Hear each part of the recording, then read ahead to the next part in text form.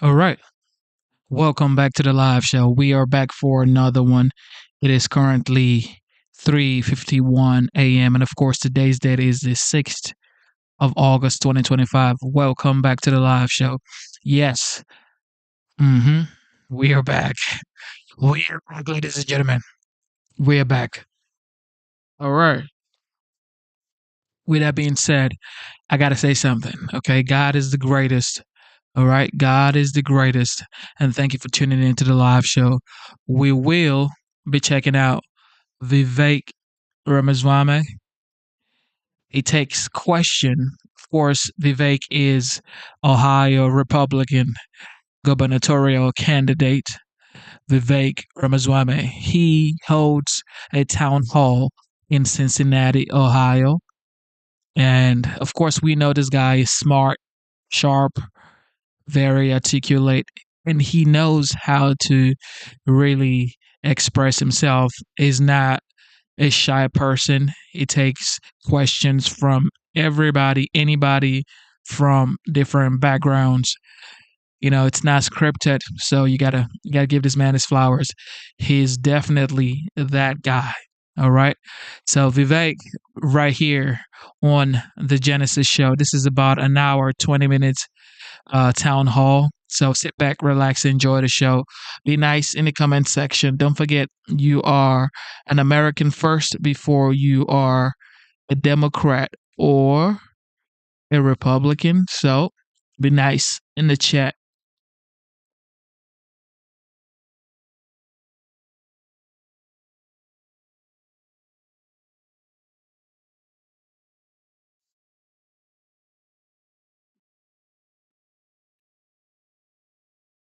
Be nice in the chat, ladies and gentlemen. Be nice. All right. So we're gonna check this out real fast. Uh oh. See Shelly in the beauty. Thank you for tuning in, see Shelly.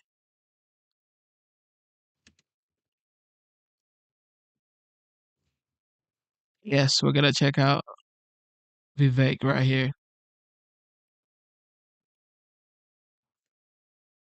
See, Shelly, what is the time where you are right now?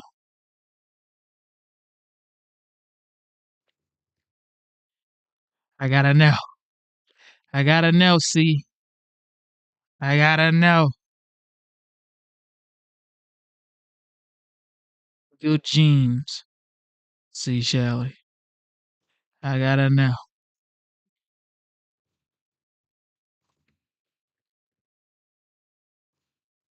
Thank you for tuning in, everybody. 254. It is currently 3:54 here in Georgia. All right. All right, we're gonna go straight to the show. Sit back, relax, enjoy the show. Here we go.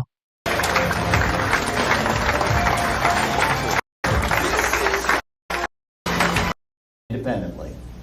But what we are here to do, speak in other forums, you all don't need to hear me give a campaign speech tonight. That's not why we're here. We're here because less than 2 weeks ago, on the night of July 25th, Friday night, actually it was in the early hours of Saturday morning, there was a group of people going out in their city who were violently attacked by a violent mob in the city of Cincinnati. There have been multiple people arrested and charged since then. We're not here to talk about and re-adjudicate the events of that evening. That's going on independently. But what we are here to do is to talk about how we end the epidemic of violent crime spreading across the city and across the country. And with your help tonight, we are opening up a conversation in this city that finally puts an end to it. Thank you for coming out tonight, guys. We're very proud of you and excited for an open dialogue tonight. Thank you. And we think about taking Cincinnati forward. We were a city that set the standard for the rest of the country. Cincinnati was known around the world as the Queen City. We were Porkopolis, providing food supply chain.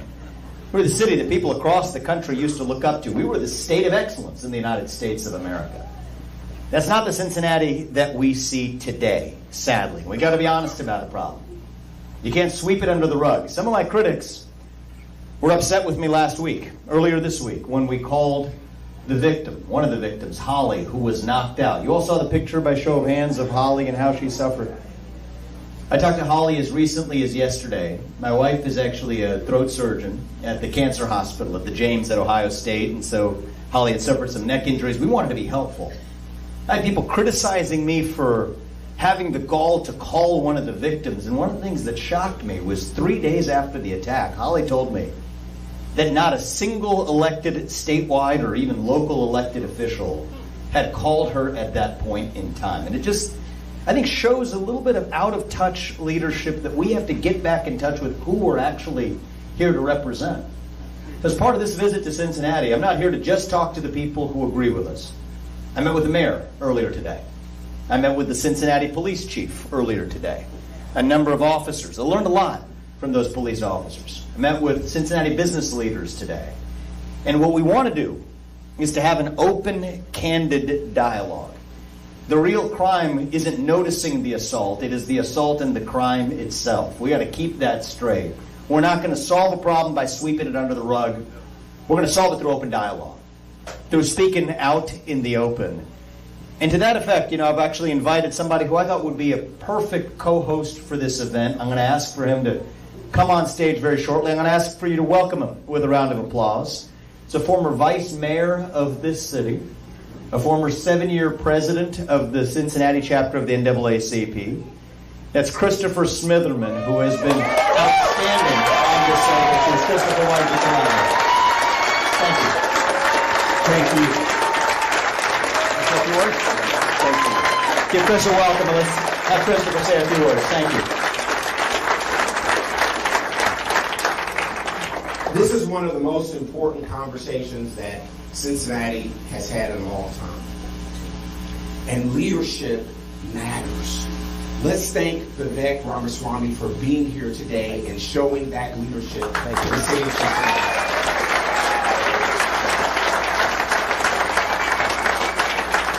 I was asked, why Jim and Jack's?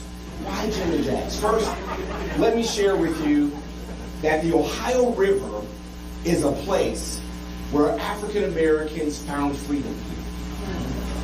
Route 50 is a historic point where we're standing in a ground that is so special. Because abolitionists all up and down 50 made sure that my ancestors had a safe place. So for anybody to ask, why would we be at Jim and Jack's? It's one of the most American locations in the city of Cincinnati for us to be at.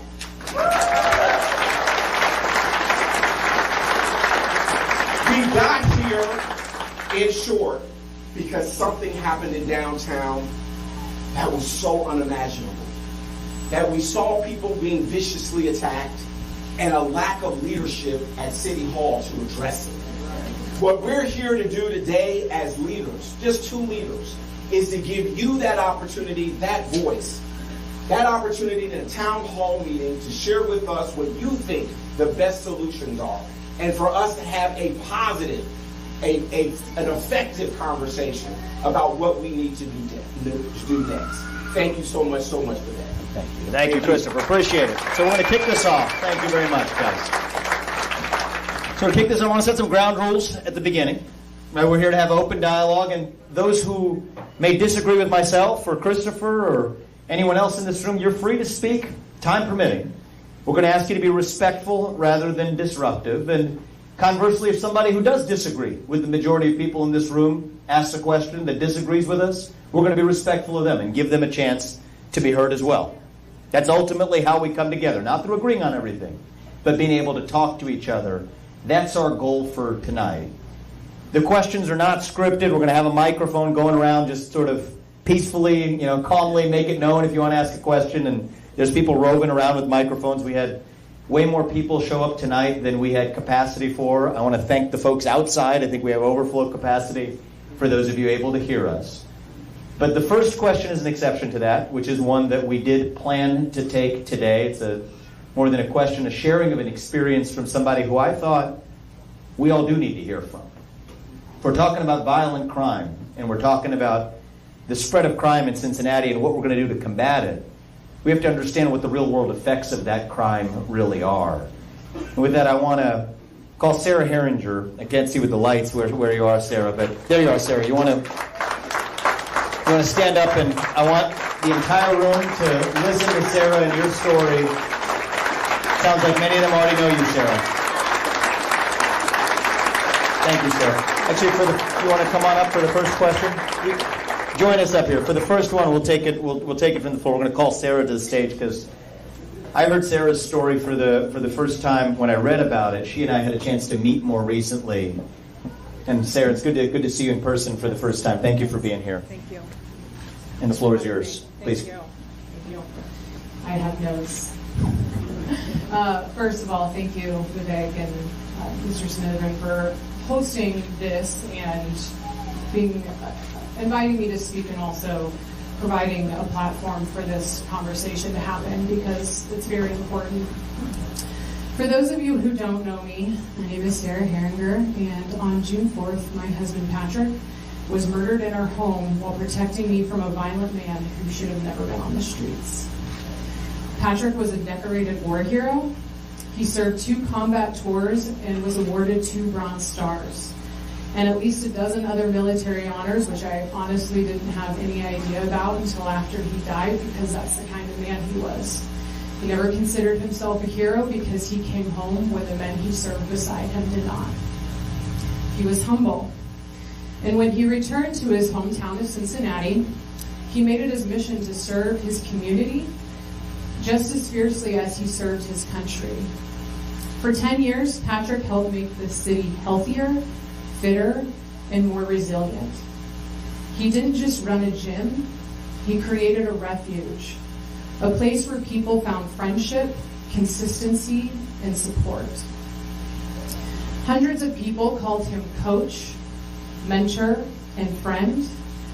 He was a pillar of this city, someone you could count on, always.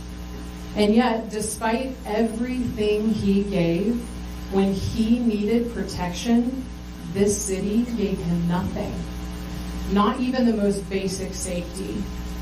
He was killed in his own home because of how this city is run, because of the decisions made by people who had the power to protect us and didn't. He served the city, and the city failed him. And I want you to imagine this. You're asleep. You wake up to a man standing over your bed with a weapon. Now ask yourself, how did he get there? Because someone made a decision. Because someone signed a paper? Because someone did nothing. That's what leadership looks like in Cincinnati. Negligence, silence, and cowardice. And this just isn't about me. I am not the only widow. Patrick is not the only body. Every week there's another family in mourning, another press conference, another round of thoughts and prayers, but no one answers the only question that really matters, which is, why was this allowed to happen? You can't claim to be a leader and hide from responsibility. You can't claim public service and refuse to speak the truth. And this isn't about left or right. This is about right or wrong. And Patrick deserved to grow old. He deserved to live out the life that we were building together. And I deserved to keep my husband. I was uprooted from my home, the place where I lived through the worst night of my life. And that loss echoes through everything. And every day I run a business here, I serve this community, I show up, and I carry the loss of my life partner while those in charge carry on like nothing happened. Not one admission of failure, not even the courage to say his name. Instead, they expect us to move on, to go quiet, to stop asking questions. But I won't let them, because what happened to Patrick was preventable. And their refusal to name it, own it, or change it, that's not leadership, that's complicity. We need leaders who don't flinch in the face of horror. We need watchdogs, not lapdogs.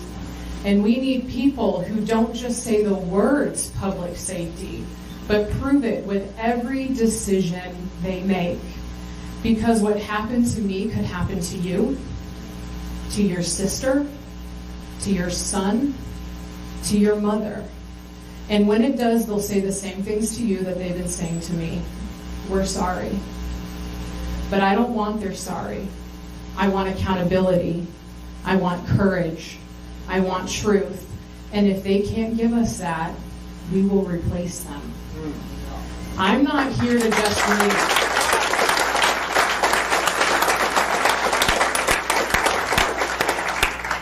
I'm here to fight. And I will not stop until the people who let this happen are held accountable. I'm not standing here to endorse anyone, but I will say this. The leadership I've experienced here today has acted far differently than the current administration that is responsible for running our city's well-being. They didn't have to make space for this conversation, but they did. They didn't have to ask the hard questions, but they are. And that alone sets them apart. Because we don't need any more statements. We need leaders who act, leaders who tell the truth, leaders who hold power accountable even when it is their own. And if the people in office now can't or won't do that, we will replace them.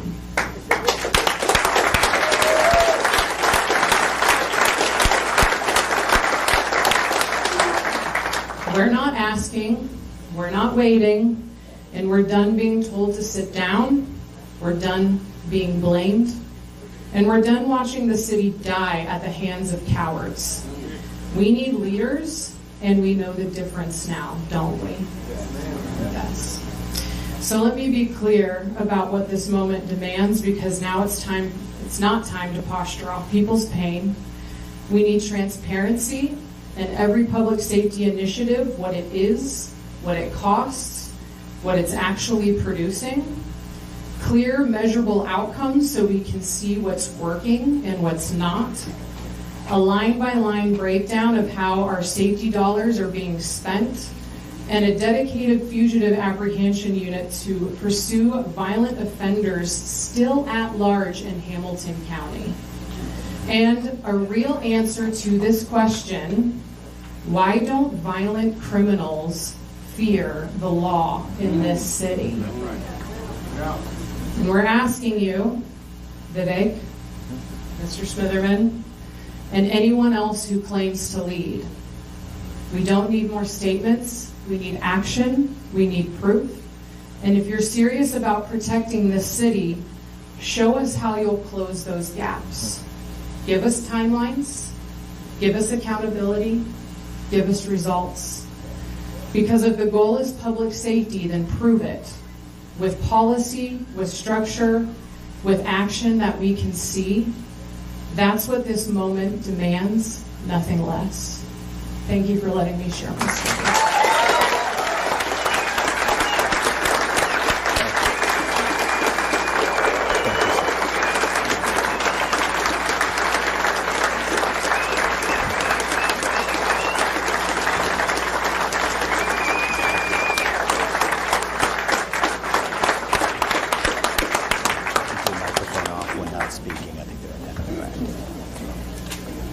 I want people to understand Sarah, that was a powerful story, and for you to be able to share that story, I want people to understand what this takes. Is Sarah's not alone, unfortunately. There are many people like Sarah, but she is alone in the month of June. She lost the love of her life. She's here at the start of August, still mustering the courage to be able to make sure she's speaking about it so nothing like that happens again.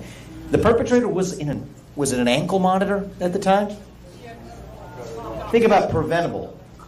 It's unconscionable that we have a system that is now allowing repeat violent offenders in one way or another right back on the street to commit more crime.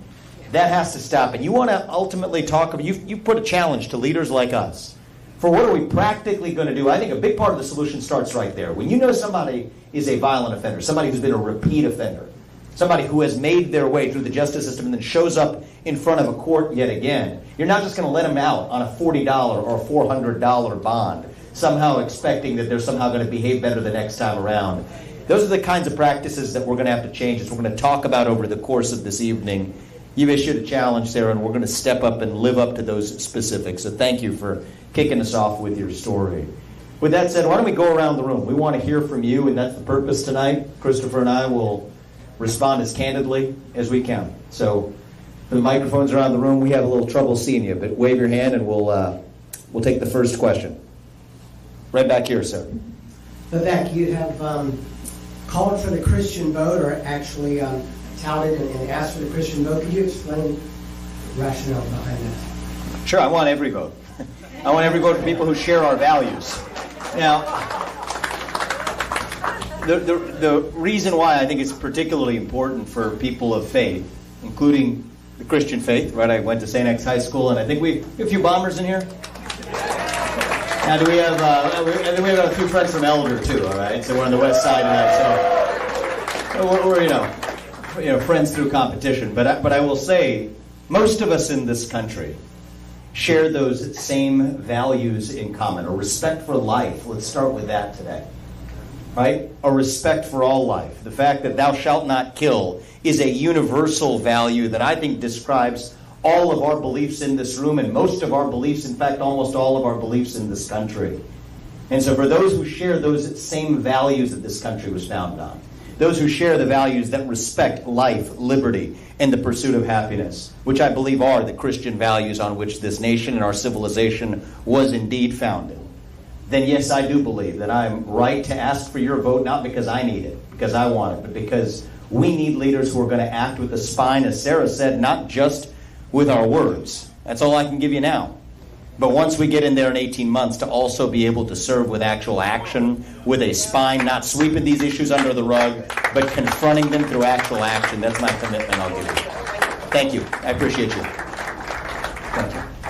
Sir, I can actually get to him easier than... I give glory to the Most High God, Amen, who made the heavens and the earth. Amen.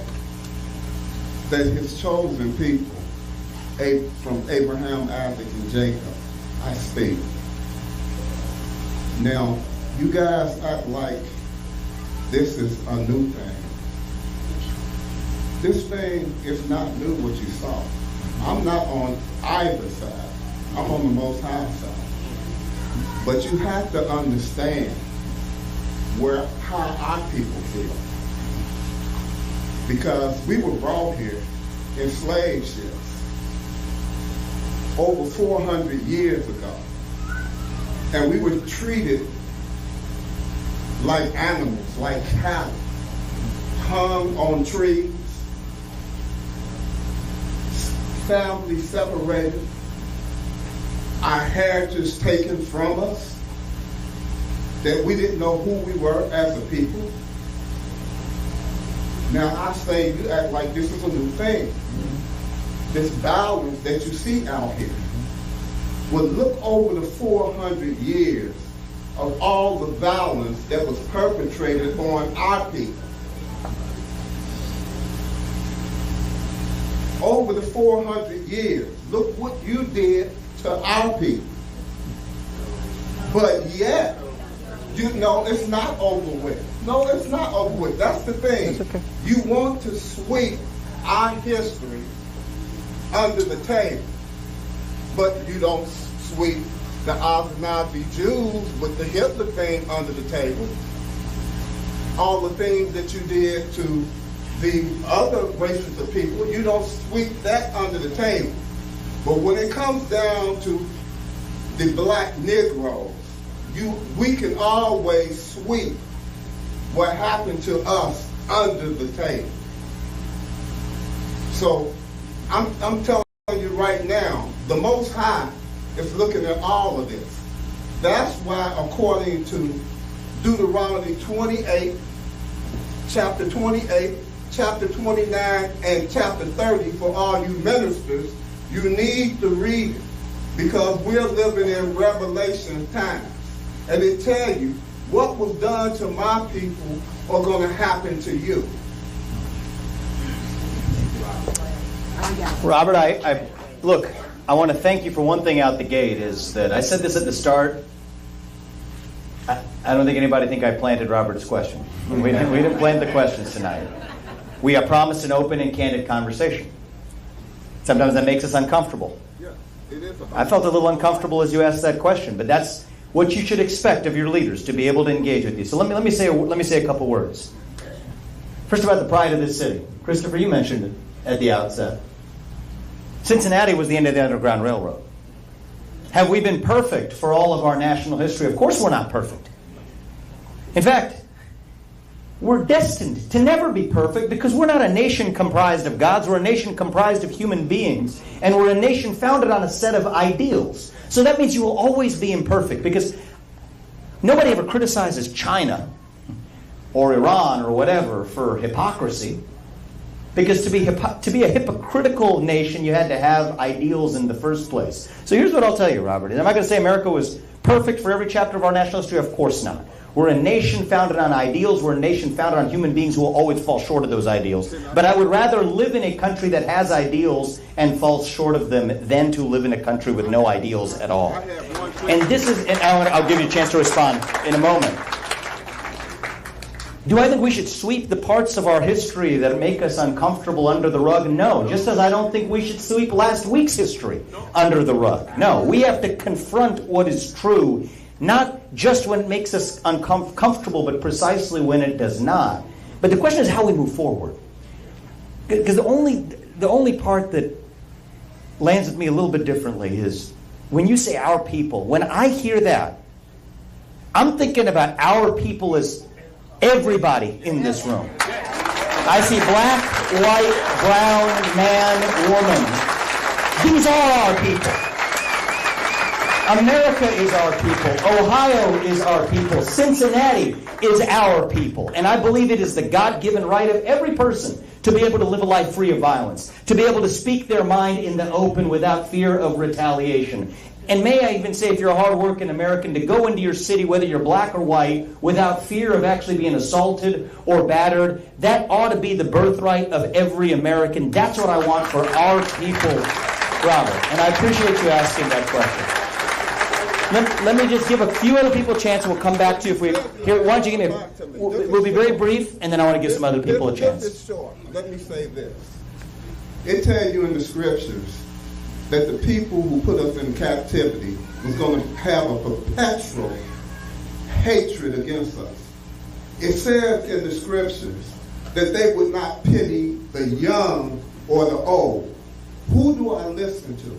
I listen to the Most High. I don't listen to man. Because man is not who saved me. So it tells you in the scripture a perpetual hatred. And that's what I see every day. You can go on YouTube all around the nation, and what do you see? Our people getting crucified. But nobody steps up and say anything about it. But when something happens like this, it's a big uproar. Well, to my understanding, the gentleman was the one who cast the first stone. And I think you have a stand your ground law here in Ohio saying that you can defend yourself even with a weapon. And anybody with you can defend also. I'm done. Thank you, Robert. I appreciate it. All I will say is, on the matter of history, right? We're leaving the facts of last week. I kept a promise. I'm going to make it. We're going to leave that to the court system to adjudicate. We all saw what we saw on the internet. But what I will say to you is, we had a first question about the Christian backdrop of support. The next question of quoting Scripture. I will say that the ultimate grace over a long period of time lies in our ability to forgive and to move on as well, firmly. And I think that's what it's going to take to bring our country and our people together. Christopher, you want to say a word as we get over here to the next question? We'll come to you, sir, right after Christopher. I just want to respond to Robert, who's a friend. To share with you that African Americans have always had a very high standard. African Americans in our country have always had a very high standard. Our people, even in poverty, operated at the highest level of dignity. An example would be the Tuskegee Airmen. And so what I want to share with all of you is what happened 10 or 12 days ago was not our best moment. It was not. We cannot operate eye for an eye and tooth for a tooth. It is not how we operate. Punching people in the face and knocking Holly out, Holly did not deserve what happened to her. Those men operating with the WWE and jumping off on them and slamming their bodies into them was not our best moment. It wasn't our best moment as Americans. It wasn't our best moment as a people. We must own that.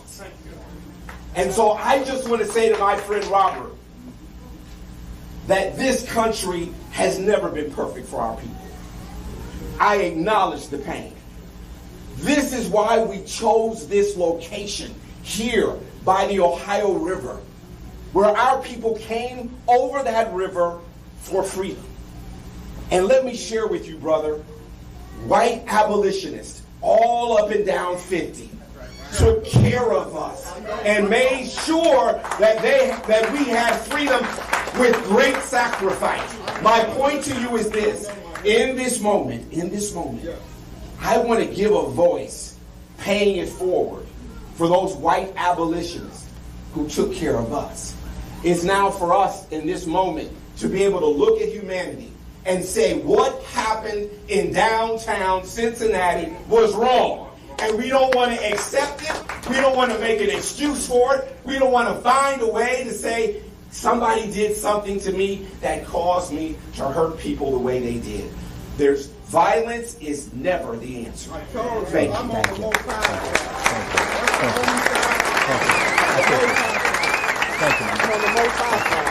Thank you. We love that.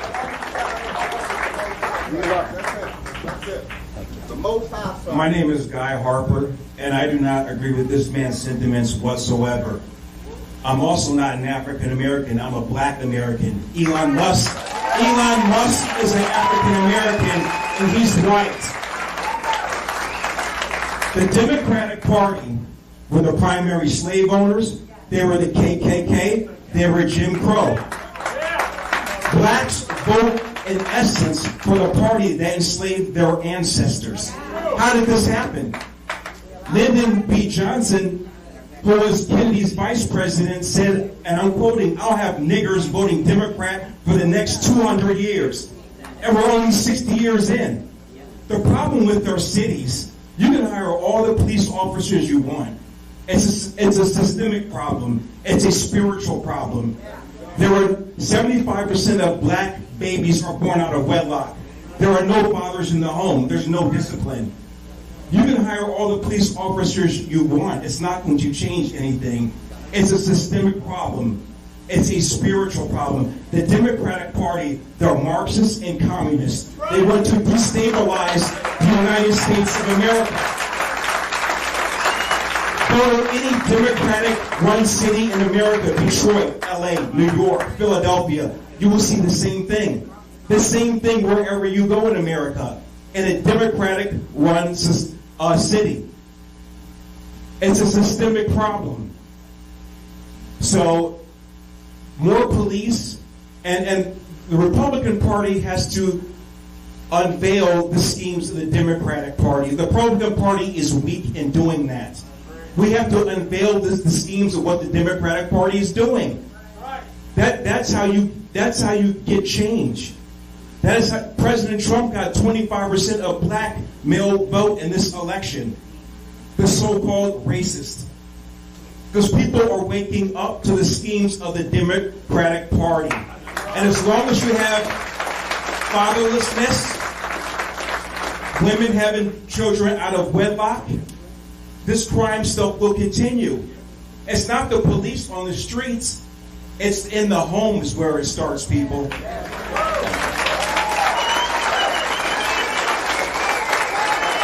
That's courage, man. How about this? We got a conversation going. So, I will tell you, there's a root cause problem. You hit the heart of it. And you know who's to blame for this? It's not black, it's not white, it's the government. It started with Lyndon B. Johnson. You're right. The Great Society, the greatest misnomer made for the history of mankind in American policy, was actually what caused a new generation of kind of slavery, suckling at the teat of the government, paying a single mother more money not to have a man in the house than to have a man in the house. To be married to Uncle Sam instead of to be married to the man who's sitting right there in her house. And that's created a new culture of dependence, a new culture of substituting virtue in the household. So I got to say, man, that was brave of you to speak from the heart.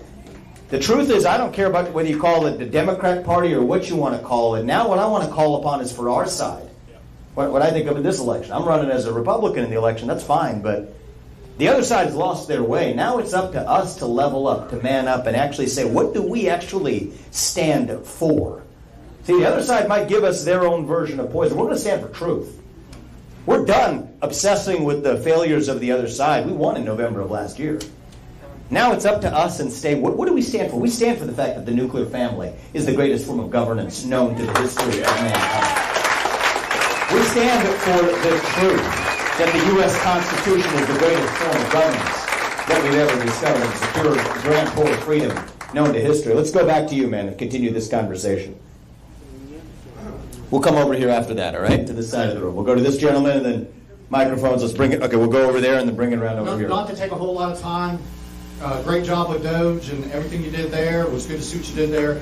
I had a personal experience in Cincinnati. I had a stepson that was caught at 3 in the morning, and he was a white kid. He got caught with a loaded, stolen 9mm and $13,000 where he was down there waiting on drugs. And when he got busted, I thought, this is good. He's going to do some time. He's going to be on probation. Things are going to happen to change this kid's life. And those judges down there let him out of jail after like 20 days. They damn near gave back the gun. I mean, they gave him back all his money, and then they said, well, I gave him a felony, but they put him on probation, and he was on probation for a month and a half. I mean, how do you get caught as a 17-year-old kid in a parking garage at 4 a.m. with a stolen gun and $13,000, and 2 Cincinnati cops roll up on him on a Segway, and he's completely done in 3.5 months? Why are we giving these people ankle bracelets? Why are we allowing them? Is it a problem that corporations are running our jails? Is it a problem that we don't have enough jail space? Is it a problem? You know, it's not a black and white issue. This is a crime, and judges not holding people accountable. How do we hold these judges accountable for allowing these people not to be So I'll take this very practical. I'll be brief because I want to get at as many questions. These are great questions tonight. We want to get to as many of these as possible. So I met with Cincinnati Police earlier today. We had a very candid conversation, and it included the police chief. And what I will tell you is the number one issue that came up of agreement is that a lot of these judges do need to at least be held accountable through transparency. So there's been a push in the past to say, if you're a judge, at least we need public record telling you exactly in which cases here was the bond, in this cases here was the sentencing, in this cases here was the decision. And yet there's been an objection to even that level of transparency. My view is you may agree or you may disagree, but as the public, especially with this wave of crime, we have a right to at least know what decisions our judges are actually making. And I will tell you, that is one priority for me as governor, to make sure you as the public get that level of transparency from these judges, that if they're letting people back on the streets, at least you ought to be able to know it, to be able to vote them out and actually hold them accountable. That much, I think, is not too much to ask. Thank you. Thank you. Go right ahead. Hi, thank you for being here. My name's Alex. To play off a little bit of what I think it was Robert down here and over here in the MAGA hat, because I think he's right, it's not about more police, it is about our attitudes. And if you have people talking like Robert, then we're never going to get anywhere. Because it's not an issue. That's not, like, I think we can all agree that what happened was racially motivated. So what is your plan to fix that? If it's not more police, if it's an attitude adjustment, then what is the fix? Sure. I'm going to go first, and then I'll go next. First, let me say that we want to hear Robert's voice. It's incredibly important that we do that. And that we acknowledge his feelings, that we discuss them in public forums like this, and not ostracize him, because these are real conversations happening in the African American community, period. Now, having said that the gentleman in the hat is right. That we have families that are broken down. That we have men that are making babies and are not taking care of them. Those are real things that are happening. And we can talk at it, right? And we have a government that has systems in place to keep men from being with those women in those spaces. So those are all real. Now, ma'am, we have to have a certain level of police presence, period. We have to have a reality. We are 200 officers down right now in the city of Cincinnati, and we have to resolve that issue.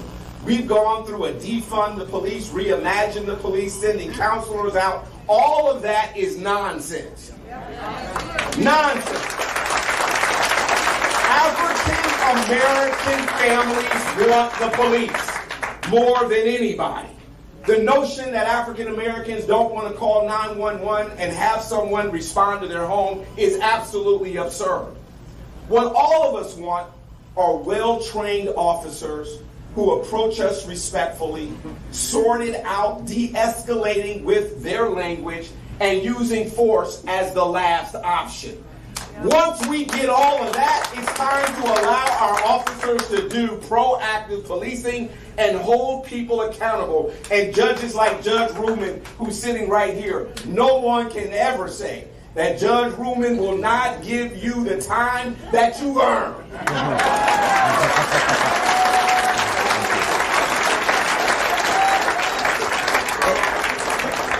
And I'll add to that is that it's not either or. The heart of your question is, you say police aren't going to fix anything. Of course, nothing is going to fix everything. But that's not an argument for not doing the basics that we need to do as well, right? You empower law enforcement to be able to do the job that they swore an oath to perform without fear of looking over their shoulder for being unjustifiably sued or whatever. Then you're going to absolutely deter crime, and that's a good thing. Does that mean you've gotten to the root cause of that crime yet? No. We still have to do that hard work as well. That starts with the education system. Think about how many kids are not in school when they are committing those crimes. 13, 14, 15, 16-year-olds, unconscionable. That's a failure of our schools. What's holding Cincinnati schools back? What happened? We've seen a decline since the COVID-19 school closures. So I went to public schools through 8th grade. I went to St. X for high school. Let me tell you, Cincinnati public schools were closed for nearly a year and a half during that pandemic, while St. X managed to stay open for all but 5 days. And I wouldn't be doing my job if I didn't say this, all right? Never again are we going to bend the knee to a fake Anthony Fauci knockoff. We'll allow our public schools to be closed while our private schools manage to remain open. That, too, it's not unrelated to the issue of crime. When kids don't show up to school, now we have a chronic absenteeism problem in our schools. They find other things to do when they're truant from school. Back in the day, then if you go back to a judge, you were truant. That alone was a basis for holding who accountable? The parent accountable. So we need to bring back accountability at every level, from police being able to do their jobs and communities accountable to being able to follow the law, all the way accountability back into the family. So it's never, we're going to propose a lot of solutions tonight. It's never going to be that one doesn't solve everything, because no solution solves everything. It's not a silver bullet answer. But we have to look at every solution as contributing to help us get to a better place. That's what we're going to do in Cincinnati and do in Ohio. We'll come over here. Where do we have the next question? Right over here. Hi, my name is Jill Laney, and I'm wondering if you you or Sarah could elaborate on the TCAP reform program, where the courts and the services receive money when judges keep felony 4 and felony 5 offenses out of prison, and I read about it from you. So thank you so much. I was appalled to find out that we're making money by keeping felony offenders out of prison. So Sarah, you're standing right next to Sarah. Why don't we give the mic to Sarah and let her be heard here on this? There are probably a lot of judges in here that could actually speak to this better than I can, but I did do research and found out that Hamilton County gets $6 million every year to basically keep felons out of jail based off of a risk assessment that they recently also switched to the felon being part of their own risk assessment and taking an assessment to figure out how they are graded. Hamilton County also has more money than any of the counties in Ohio given to this program. And so I am not an expert at that. I'm not even an investigative journalist. This is just something that I've come across. And so, yes, I do think it raises concern when there is money to be had by keeping criminals on the street. And this is where we as leaders can make a difference. I mean, you want to get to the bottom of a problem, it doesn't hurt to start to follow the money.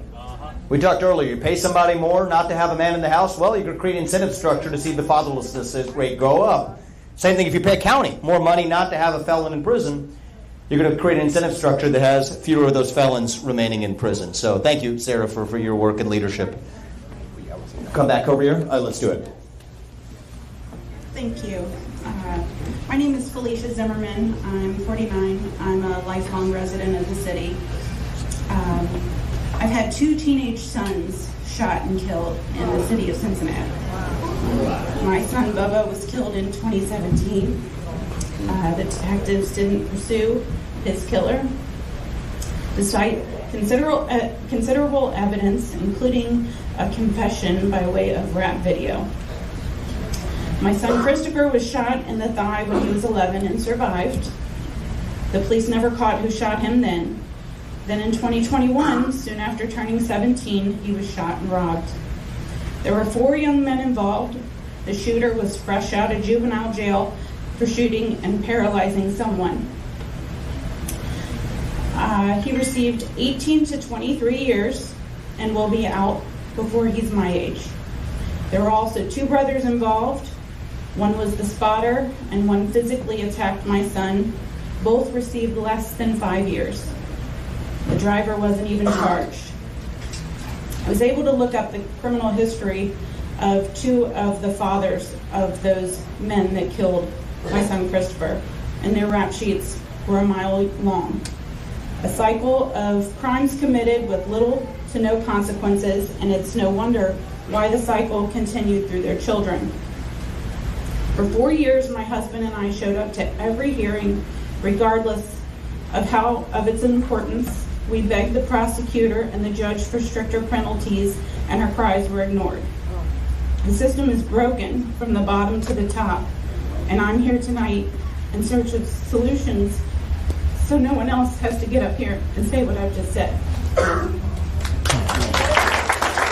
Thank you for sharing your story. It's unconscionable. As a mother, I'm a father of 2 sons, and we're expecting a daughter early next year. And I have to tell you, as a parent, there's nothing that hurts my heart more than hearing you face that loss. Not once, but twice. I'm sorry. And I know you've heard that, and you don't need to hear it again. You need to see action. But what I will tell you is there's a million reasons why I could tell you why a governor can't be somebody. This is a state and local problem. Enough.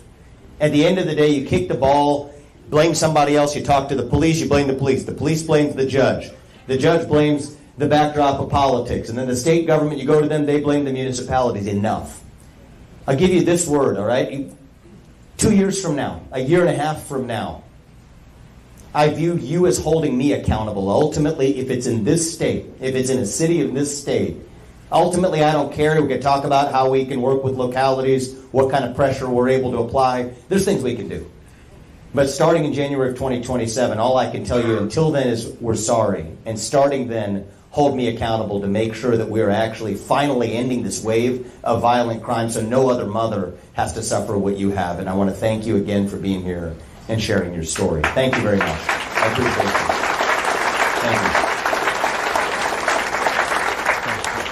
I just want to thank you for having the courage to come forth with your story. I'm a father of 5 children, lost my wife to breast cancer, but never could imagine the loss of a child. It's a different level. And so we extend our deepest condolences, and the prevention around it is what makes it so painful. There's a woman in our community by the name of Hope Dudley. If you don't know who Hope Dudley is, you should know who Hope Dudley is. She's a woman like an abolitionist for women and families like you, who's been working in Hamilton County and the city of Cincinnati and fighting for victims to get justice. There's one thing that she's been asking for, and I hope Hope Dudley hears me putting a voice to her name. She's been asking to place cards of people who have committed crimes into all of our Hamilton County jail systems, so that as they're playing cards, somebody might say, this is a cold case and I want to find out something about it and I'm going to cooperate. Do you know that Hamilton County will not allow those cards in the jail system? This was a major change because the cards were there and now they're gone. These are the basic steps when we talk about like solutions that would make Hope Dudley and all the women that she represents and their families and their children on these cold cases. Meaning we need more detectives that are finding out who did what when and hold those people accountable. Mothers and families are still grieving like their murder happened yesterday. And we have a system that we're not funding to make sure that those families get the justice. And it's not about black. It's not about white. It's not about Asian Indian. It's not about Latino. This is about getting justice for our families, for people who have taken their loved ones away. So I will stand, work with Vivek, anything that he needs to support this.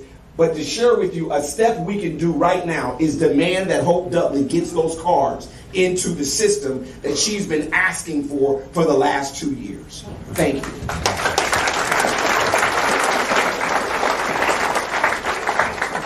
Hello, good evening. My name is Kelsey Riley. I am an attorney downtown at Keating Meeting in Cleveland. And I just have some questions generally about, I live downtown. It's crazy. I went to the music festival. There were barely any police downtown during the festival. And so, two-pronged question for you guys. What specific policy changes are you or did you propose to the current leadership when you met with them today, Vivek, about how to actually reduce violent crime in this current city as it stands? And then my second prong to that question is, what incentive is there, do you think, for businesses to stay in downtown Cincinnati when their workers are like scared to walk to lunch or scared to even live downtown? I commute 2 minutes to work, it's great, but I'm ready to get out of Cincinnati immediately. Like, I'm ready to move specifically to the west side. So my problem is, do you see my issue? Those are my two questions. Thank you. Okay, look, let me address the second one first. Your question is, what incentive would you have to remain in the city of Cincinnati? I would not judge you harshly if right now you decided to move to the west side rather than in the city. But what incentive do you have? In 2025, help is on the way with Corey Bowman. Where is he? Stand up right there. I'm proud of you, man, for what you've done. And in 2026, the reinforcements are on the way when we actually make it to lead this state back to greatness, statewide. So that's what I'll leave you there. On the first question, look, so I'll be honest with you. I made a promise to the folks who were somewhat maybe reluctant to meet with me. That includes the mayor, includes other city officials we met with today. I told them, and I'm going to keep the promise, that my conversation with them was going to be private in that room so we could be very candid. And we were indeed very candid with one another. I'll leave it at that. But what I will share with you is my insights coming out of it for what specific policies can I share with all of you coming out of those conversations. It's a growing list, but it's common sense. Right? None of this stuff is rocket science. Rocket science is rocket science. And I say that, by the way, we're the state that put the first man on the moon. Neil Armstrong, born, raised, living in Ohio when he became the first man in human history to walk on the moon. That's hard. Right? That's a natural problem. This is not rocket science. These are basic man-made problems with man-made solutions. Number one, if you have a violent offender who's a known repeat offender, fix the bail and bond reform program to be able to actually keep them in prison, keep them incarcerated. Number two, make sure that our jails are not the top form of psychiatric health care by reopening psychiatric hospitals to be able to treat those who actually need serious mental health. Number three, empower police officers to actually do the job they swore an oath of office to actually do, and put more people into the police force to be able to actually close those gaps that we have in the city of Cincinnati and elsewhere, increase punishments where required, and to be able to actually have a culture that celebrates the enforcement of the rule of law rather than to villainize it with a tone that we set at the top. That's not an exhaustive list of solutions, but if we do those 5 things alone, we're going to have put a meaningful dent in the unacceptable rise in crime. And I will say this, with due respect to some who may disagree with me on this, I know disagree with me on this, I'm going to go to the facts. In Cincinnati alone, see, the reason that event less than 2 weeks ago, that brutal assault by a violent mob, triggered such a reaction wasn't that it was a one-off. Because I think if it was a one-off, it wouldn't have mattered for a national attention perspective. It matters to every victim, but it wouldn't have mattered for national attention. It matters because it already exposed what people are already seeing every day. I've got friends through Greater Cincinnati. I was born and raised here, texting me for the last several weeks. They're afraid to go into the city. I have a cousin who works in the emergency room at Cincinnati Children's. Her shift is 5 p.m. to 1 a.m. When she leaves, she tells me she runs red lights through certain parts of the city because she can't take the risk of feeling like she can actually stop. Okay? So you think about that is the experience that people already feel when something happens like Holly getting knocked out. It taps into that deeper truth, that deeper actual lived reality. And we have to have the courage to confront that with practical solutions. So we're not missing knowledge. Right? Getting to Mars, getting to Jupiter one day, those are hard problems to solve. We might be missing the knowledge in some of those areas. We're not missing the knowledge. What we're missing is courage. See, Americans, we're a smart people, right? We have the knowledge we need to get done what we need to get done. The question is, do we have the courage to actually see it through? That's where leadership comes in, and as I said, in 2025, help is on the way in Cincinnati, and in 2026, help is on the way in the state of Ohio. Thank you. Yeah. Ma'am, before you sit down, let me just say to you that elections have consequences. We're in the middle of an election cycle. We've had a mayor who decided that, knowing that we had a Reds game where you live, knowing that we had the music festival and other events, probably one of the biggest weekends of Cincinnati, decided to go to a mayor's event and then go on a vacation and then come back and lecture us about what we all weren't doing well. We have an election and there are consequences to that. We have a man here who said, Corey Bowman, he's running for mayor. But we have many people that are running for city council that are in this room. Here's what I want to leave you with. The 9X system is not about voting for 9. The 9X system, if you're voting, you want to vote for 5 and leave the other 4 alone. Because what happens is our votes are competing against the people that we ultimately want to get elected. How do we have a president pro tem that puts out a message that says that the people who were assaulted were begging for it and still have their job today? Sparks needs to go.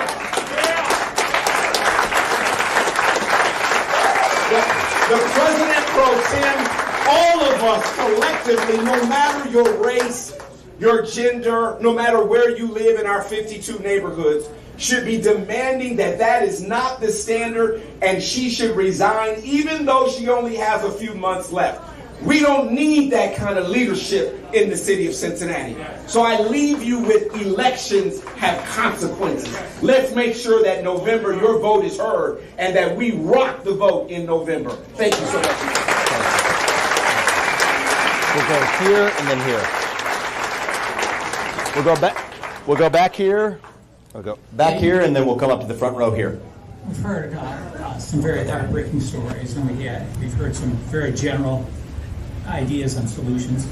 And it's going to take some time to do these. I've got a suggestion for something that can be done right away. I wish I could say this is original. It's not at all. It comes from the sheriff of Brevard County in Florida. He said if you hit a cop, you're going to go to the hospital, then you go to the jail. If you spit on a cop, you're going to go to the hospital, and you're going to go to jail. If you point a gun or other weapon at a cop, your family can pick up the remains at the morgue. If you attack a group of people, come as a group of people and attack a car, you're very likely to be run over. Institute those as a policy, it can be done right away, and it solves some problems right away. What do you think, man? Pretty practical stuff. One of the things that we always want to make sure that we're doing, those of you who own real estate, right? Location, location, location. When you're dealing with a professional police department, and I chaired law and public safety for the city of Cincinnati for many, many years, it comes back to training, training, and training. We have to spend the dollars to train our officers how to deal with all kinds of situations that they might encounter and de-escalate. I don't want to make men feel uncomfortable here, but I'm going to take a risk and say something. Go for it. Our female officers do a great job de-escalating situations in the city of Cincinnati.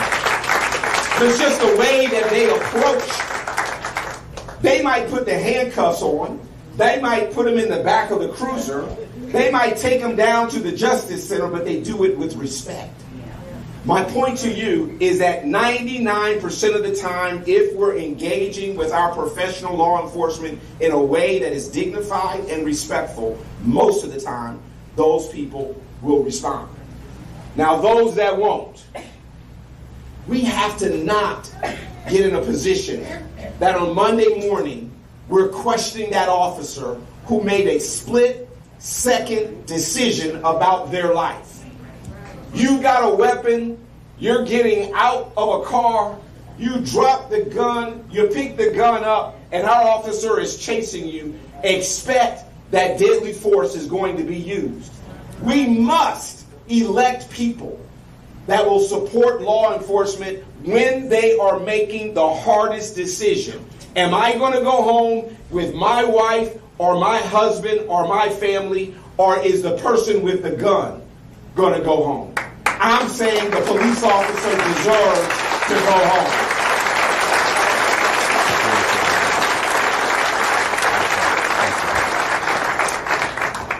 My name is Kevin Farmer, and I'm actually one of the candidates, official candidates that's on the ballot for the November 4th election. Thank you. Registered Republican too, by the way. So, but all jokes aside, Ms. Sarah said something that was very deep, that we need politicians like watchdogs, because technically, if I'm elected, anybody in Cincinnati is my boss. You're my boss. I will be working for you.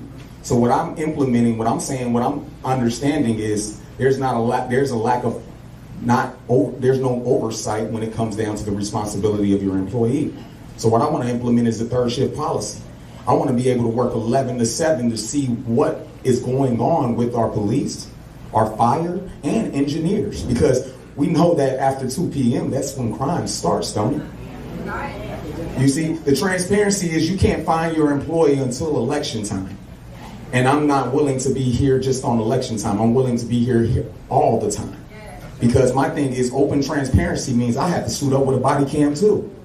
I have to be like Kai Cenat, right? Kai Cenat, you get to see it all the time. You get to stream it. You get to have access to me, because at the end, you will be able to see what I see. Because when I'm doing the work, I got another 8 might not be working.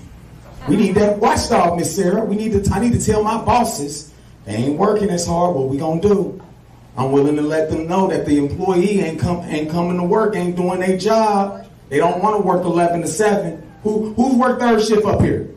People work third shift. I know that graveyard shift. You love it or you hate it. But my thing is, right now, till the problem has solved itself, that's what I'm willing to implement as city council member Kevin Farmer, a third shift policy until we solve this problem with our crime. Thank you. Thank you, Kevin. Thank you. 2 more. We'll go there, we'll go there. We got questions up? Why don't you go back there, right? Go right there, and then we'll come over here. And bring it over here to you, sir, after that. Hello, my name is Rosemary Oglesby Henry. I am the CEO and founder of a local nonprofit, Rosemary's Babies Company, that provides support for teen parents and families in Greater Cincinnati. This week, over the last couple of weeks, while we were dealing with so much violence in Greater Cincinnati, one of my young parents' children was run over by a car. 3 children under the age of 5. One of those children won't be able to walk. Then, in my program, I decided to talk to our young parents, and I asked those young parents, how many of them have a friend or know somebody that was a teen that was shot and killed? Every one of those parents said yes. In fact, my own son, that I never exposed to any violence because I believed in the American dream and I tried to pull him up out of there, this year has seen more than a dozen of his friends within that same victim system. And so what it led me to ask, especially when this young father, he's 16 and he's so bright and he's so fun. And when I asked all my teens, did they have a gun? Several of them did. And when I asked them why, they said that they did not feel protected. And I have a problem with that because you come from a 2-parent home and you live in a nice area and we have the police. But what I'm trying to figure out is why do they feel that they need to protect themselves because they get a threat on Facebook? And the automatic is where I used to fight. I grew up in Avondale, y'all. Now, when somebody threatens them, they're fearful that they're going to take their lives. And so my question for the kids that I talk to within my organization, that I not only preach to protect your children and protect your person and protect your babies, but I also teach about causes and consequences. So if you do pull that gun to protect yourself, you might end up doing life and you lose the chance to see your baby grow up and they end up in the same cycle as you. So we need to do more of that. But my question is also this: how do we retrain families, the media, government, and even our leaders to start speaking positive life instead of fueling violence and fueling hate so that these kids feel the need to protect themselves and go get a gun? That's my problem. Thank you for sharing that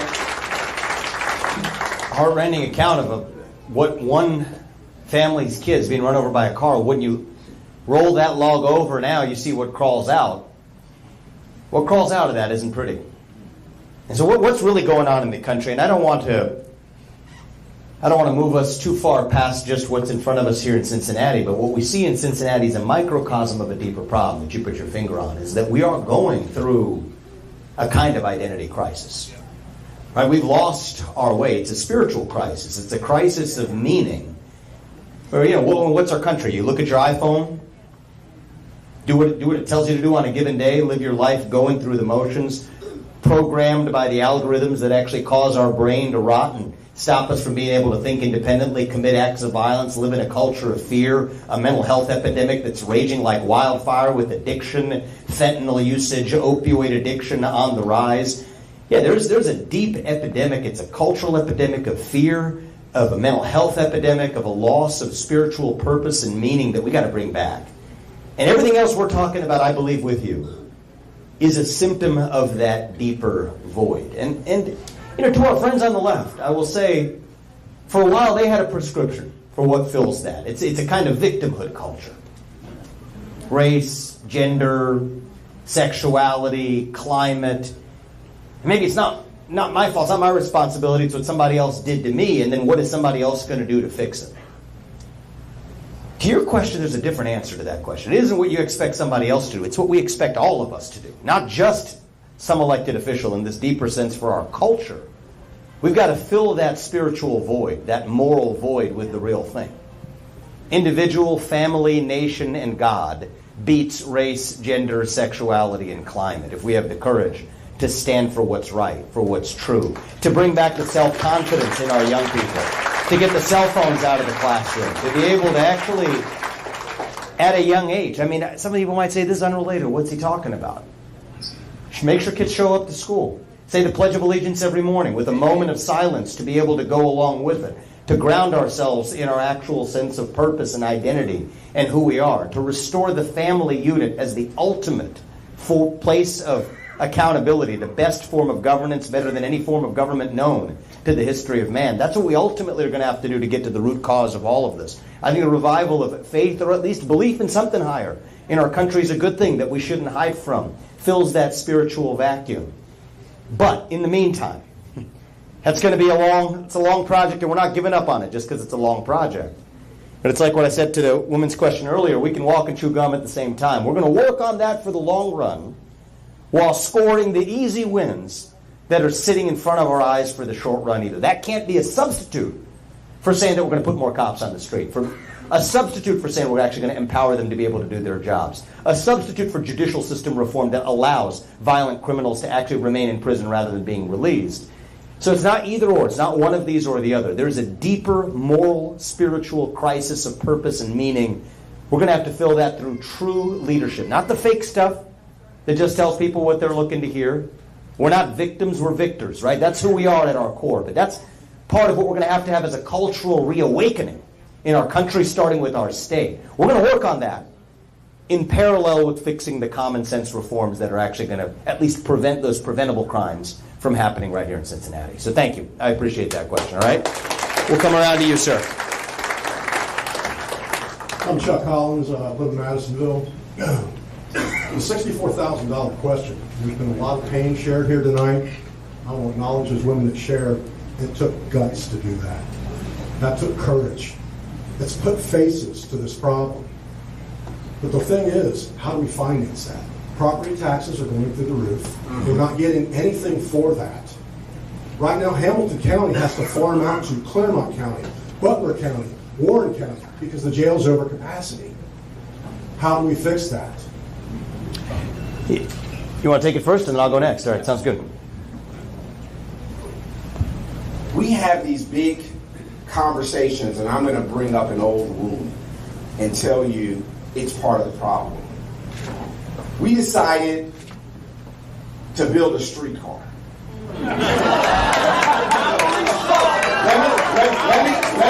Let me roll with it. Because there was a conversation about the capital expenditure of building the streetcar. Listen to these words. But council faked us and kept us away from the operation once you build it. They had an attitude that if you build it, they will come. And we built something in downtown Cincinnati in one of our 52 neighborhoods that we could not afford. And that we didn't need. And we didn't need. And now we're spending $5 or $6 million per year to operate the choo-choo train while people aren't riding it, and you come from Madisonville in one of the 52 neighborhoods where the train will never come near you ever. But your community is suffering because you need the resources to deal with the real problems that Cincinnati has.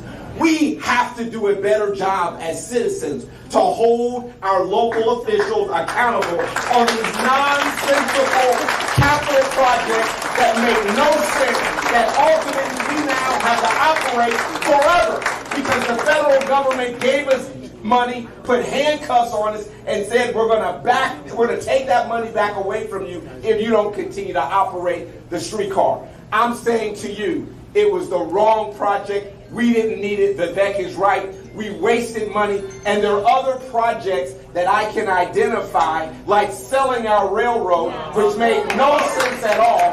How do we sell a railroad that's generating $36 million in perpetuity to us? We own 300 miles of land all the way from here to Tennessee. Our forefathers put that in our hands, and this mayor squandered it. These are the things that we have to look at and understand that all 52 neighborhoods have to come together, white and black, young and old, and make sure that our local officials, like the young lady that's here living in OTR, who's a lawyer, who's trying to decide whether she's going to continue to live downtown, it might not ever ride the streetcar out of fear.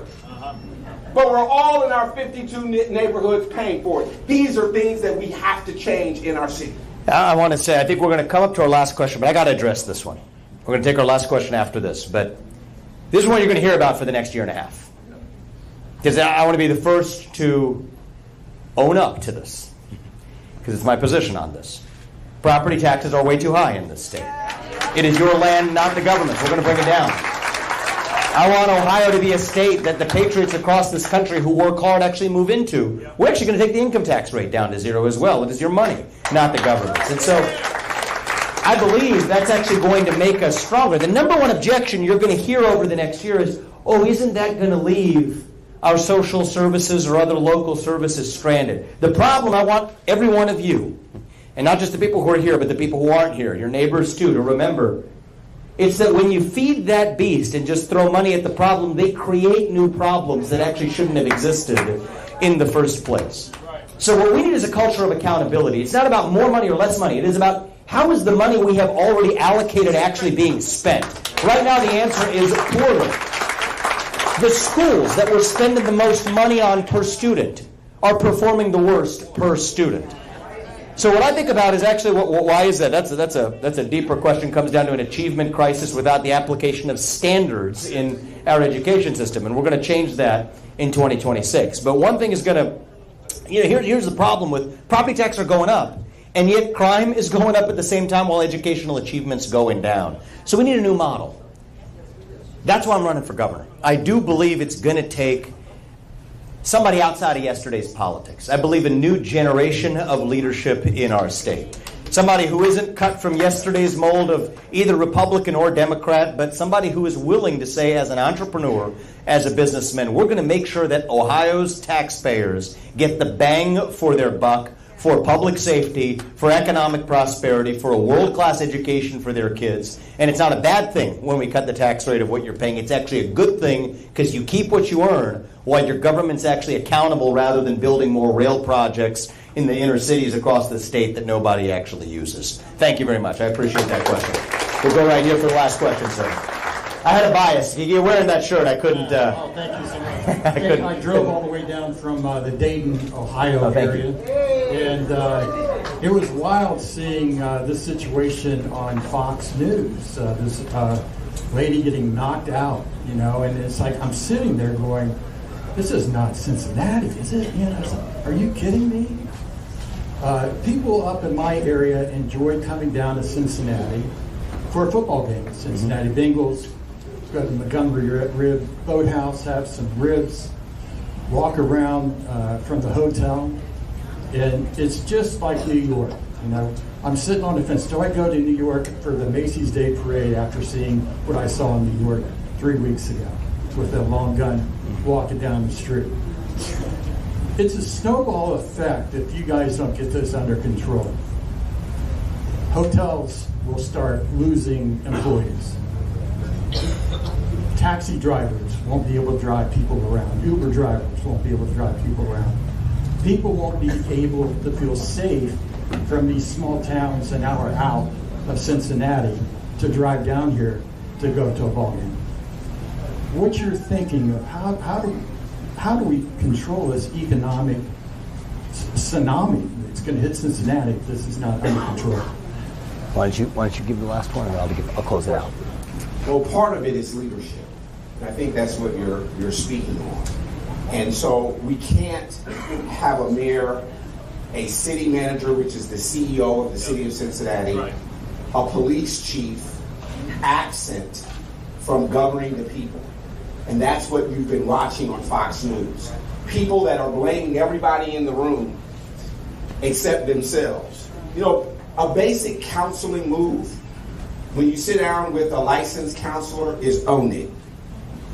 Where has the mayor, the manager, our police chief owned what happened in downtown? Right. If we don't change this in the next election, everything you've described is going to happen. But it's going to take courage for people not to look at party, not to look at race, not to look at gender, not to look at hairstyle. For us to elect people that will represent us and that will hold each other accountable in a system. I am baffled that the President Pro Tem can write a message that those who were assaulted begged for it and still have their job as I stand here at Jim and Jack's. That is unacceptable. If we put leadership in place that affirms the perception that we're safe, the young lady in the back who lives in OTR will stay. That you in Dayton will come and we'll go to Dayton. But if we don't deal with safety issues in our city as number one, we're done. It is the number one issue, and we cannot elect anybody who has a position of defund, reimagine our police department. I'm not saying that police is the only answer, but right now when we're 200 down, it's one of the answers. We must make sure that we hire the best, we do the best training of them, and then most importantly, I'll end with this. We allow our police officers to do their job.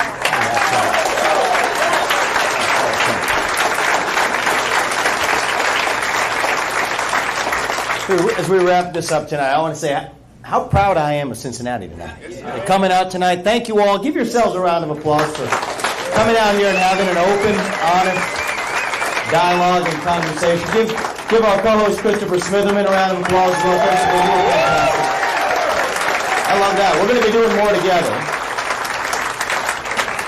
And I think we're going to actually, if you're open to this, Christopher, we're going to actually do this in getting it right in Cincinnati. The beautiful thing about Ohio is we're actually a state of cities. Right? Think about Georgia, which is a comparable state. They've got Atlanta, but it's one city. The beauty of our state is we've got cities like Cincinnati. Got Dayton, where you came from. Toledo, Columbus, Cleveland, Akron, Youngstown. You name it. That's one of the advantages of our state. And so I haven't asked Christopher this yet, but I enjoyed this tonight. Maybe we should do this in the cities across the state as well, to be able to use Cincinnati as an example. Get it right here. Nail it in Cincinnati. Scale it across the state. What do you say? That sounds like a plan. All right, let's do that. Thank you. And that's what we wanted. Open dialogue with a culture of respect. I'll close on this point. Right? I think the true mark of a successful country, particularly in the United States, is, are people brave enough to be able to say in public what they will otherwise say in private? And for the last decade, if we're being honest, there's been a big gap. I mean, you think about the last decade, there's probably been the biggest gap between what people are willing to say in private versus what they're willing to say in public. What we're talking about today, this is considered in some circles to be politically incorrect, forbidden territory, urban crime. And there's a lot of underlying issues that even came up in this discussion, including tough issues relating to race, relating to history. We're not going to solve those problems by hiding from them. We're going to solve them by confronting those problems directly.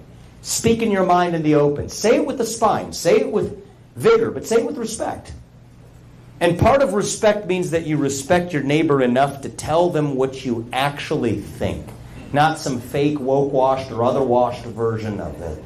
That's what brings us together. That's what makes us American. That's what makes our country, I believe, the greatest country known to the history of man, that we're actually able to do it. And what I love about Cincinnati, because this is not a unique conversation to this city. It's not even a unique conversation to our state. Look at what's happening in cities from New York to Sacramento, coast to coast, sea to shining sea. What you have is Cincinnati has an opportunity to set an example for what's possible for Ohio, what's possible for the United States. What I love about this city is you go 100-mile radius of where we are.